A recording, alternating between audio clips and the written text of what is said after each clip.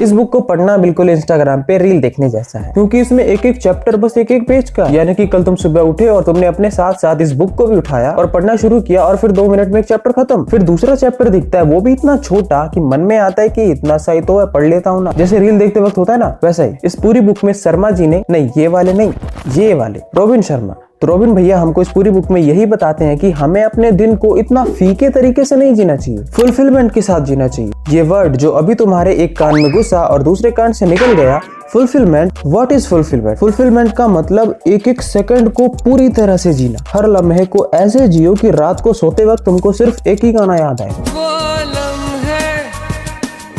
एक तरीका है जीने का कि तुम अपना रोज का सेम काम करते रहो, कोई चेंज मत करो, या कोई चेंज हुआ थोड़ा सा तो वो भी अपने आप हुआ, तुमने कुछ नहीं किया। और दूसरा तरीका है जीने का कि जानबूझ के डेलिबरेटली कुछ ऐसे एक्शंस लें, कुछ ऐसे चेंजेस लाएं अपने दिन में, कुछ ऐसी नई नई चीजें करें जिससे तुम अपने दिन को और फुलफिल होके जी पाओ।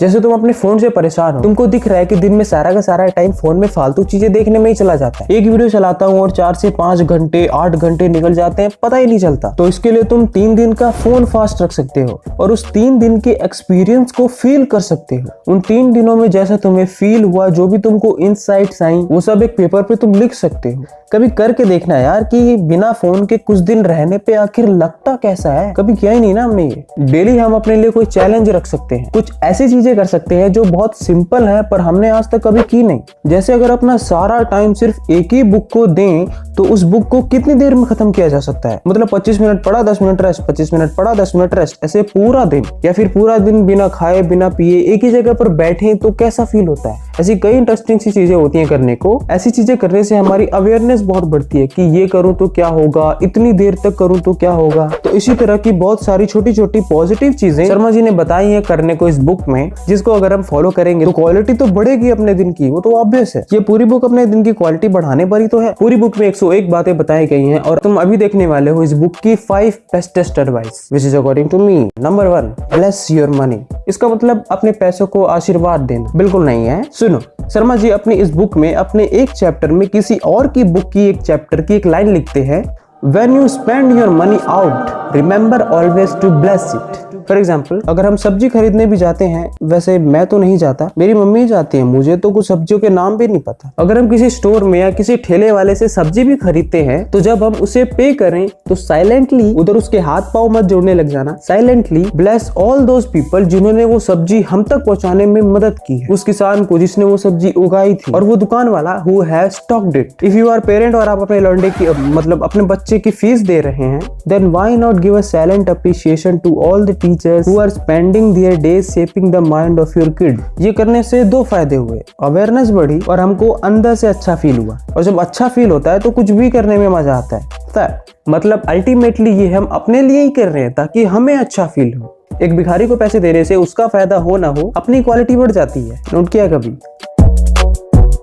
Number 2, remember the rule of 21, the myth of 21 days. तुम लोगों ने 997 बार सुन लिया होगा कि 21 दिन में कोई भी हैबिट बन जाती है। 21 दिन ले लो भाई, 21 दिन। क्या कर रहे हैं यार तू? इसको बोलते हैं वॉइस ओवर एक्टिंग। तो सिर्फ 21 दिन में एक हैबिट बन जाती है। अगर तुम ये मानते हो तो मेरा तुमसे एक सवाल है कि अगर तुमने पूरे 21 दिन रोज सुबह 6 बजे 1 घंटा एक बुक को पढ़ा है तो क्या 22वें दिन सेम 6 बजे तुम्हारा हाथ अपने आप उस बुक पे चला जाएगा? क्योंकि हैबिट तो उसे ही कहते हैं ना कि हमको कोई एफर्ट नहीं करना पड़ रहा, सब कुछ अपने आप हो रहा। जैसे पैंट पहनते वक्त होता है, वो सबकॉन्शियस में बैठा हुआ है कि सबसे पहले बायां पैर ही जाना, क्योंकि उसकी अब हैबिट बन गई है। तो क्या ये हैबिट सिर्फ 21 दिन में ही बन गई थी? नहीं, इसको बहुत टाइम लगा होगा। कोई हैबिट सिर्फ 21 दिन में बनती नहीं। एक बुक है 21 डेज ऑफ इफेक्टिव कम्युनिकेशन, उसके ऑथर उस बुक में इसके बारे में लिखते हैं, This 21 days challenge provides the perfect starting point for anyone who wants to build a new habit. You won't be able to implement completely new set of habit in 21 days. तो ये 21 days इसलिए famous है क्योंकि कोई भी नई habit को जब हम शुरू करते हैं तो शुरू में जो हम उसमें अनकंफर्टेबल फील करते हैं, तो वो अनकंफर्टेबल से कंफर्टेबल की जर्नी के लिए 21 दिन काफी है। जो काम करना हमको शुरू में अनकंफर्टेबल लग रहा था, 21 दिन बाद उस काम को अब हम कंफर्टेबल ही कर पाते हैं। जो मैंने 25 दिन नहाने का चैलेंज लिया था, मेरे को पता है वो चिद्दी चैलेंज है, बार बार मत बोलो। जो 20 दिन में ही टूट गया था। तो पहले के कुछ दिनों में मुझे अनकंफर्टेबल फील हुआ क्योंकि सर्दी थी और ये मैंने कभी किया नहीं था। पहले दूसरे दिन तो मजा आया, सब कुछ थ्रिल जैसा लग रहा था। फिर कभी कभी मूड नहीं होता था, मन नहीं करता था, फिर भी 25 दिन तक नहाने का कमिटमेंट किया था तो नहाना तो था ही। तो 20 दिन तक रोज नहाने के बाद मुझे रोज सुबह सुबह नहाने की आदत नहीं बनी, पर मैं कंफर्टेबल हो गया। पहले जब मैं नहाने जाता था तो पानी सर पे गिरने में बहुत टाइम लगा देता था। ये मैं सर्दियों की बात कर रहा हूँ, ये मत कहने लग जाना कि अब तो गर्मी आ गई, अब तो कोई भी कर लेगा। अब अगर चाहे जितनी भी सर्दी हो, अब मैं फटाफट जाके नहा लूंगा, चाहे पानी कितना ही ठंडा। पर अभी भी ये आदत सबकॉन्शियस में नहीं बैठी। अभी तो गर्मी है, जब कड़ाके की सर्दी पड़ेगी तो वो थॉट कभी ना कभी आएगा कि क्या जरूरत है। और सारी हैबिट्स में ऐसा ही होता है। ये जो बुक है 21 डेज ऑफ इफेक्टिव कम्युनिकेशन वाली, इसमें एग्जैक्ट टाइम बताया गया है कि एक नई हैबिट को अच्छे से बनने में कितना टाइम लगता है। The length of time it really takes starting from 82 to 54 days, यानी कि टोटल 8 महीने। This is the real time of building a new habit. जो लोग शुरू के कुछ दिनों में अपने काम को तंग आकर छोड़ देते हैं, वो लोग इस ज्ञान से अपरिचित होते हैं। अपरिचित, मैं सही बोला ना? हाँ।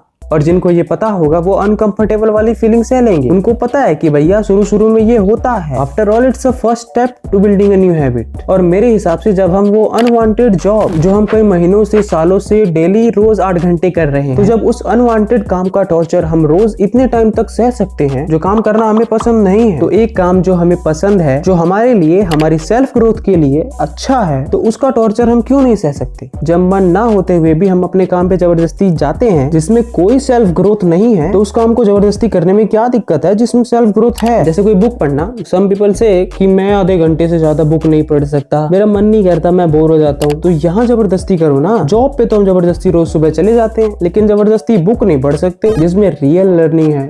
ये थे 2 best advice. Third advice, take more risk. और फोर्थ है DFFJ, drink fresh fruit juice. और फिफ्थ है live fully so you can die happy. Maybe you are thinking कि क्या था भाई ये, तो मैं बताता हूँ। मैं जब इस बुक को पढ़ रहा था तब मुझे ये बुक बहुत पसंद आई और इसकी समरी लिखने में मुझे सच में बहुत मजा आ रहा था। और मैंने थोड़ा सा ज्यादा लिख दिया और तभी मेरे दिमाग में एक आइडिया आया कि क्यों ना इस पूरी समरी की एक ई बुक ही बना दी जाए। अब देखो, मुझे नहीं पता ये चलेगा कि नहीं चलेगा, पर मेरे मन में आया तो मैंने बना दी। मेरे मन में जो भी आता है और उसमें कुछ नया करने को सीखने को मिले तो मैं कर देता हूँ। नई चीजें करने में बड़ा मजा आता है। इस पूरी ई बुक को टाइप करते करते मेरी टाइपिंग स्पीड इंप्रूव हो गई। अच्छा,